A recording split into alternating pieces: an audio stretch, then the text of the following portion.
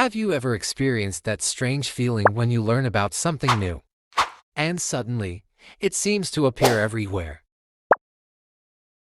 It's called the Baader-Meinhof phenomenon, also known as the frequency illusion.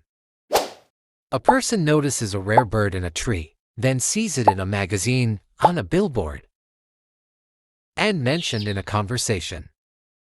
Here's how it works: your brain, ever the pattern recognizer, latches onto this newfound information, making it seem like it's popping up everywhere.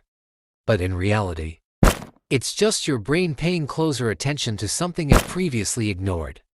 So, next time you encounter that uncanny feeling of déjà vu, remember, it's not the universe playing tricks on you, it's just your brain making sense of the world. The Baader-Meinhof phenomenon, it's everywhere once you know about it.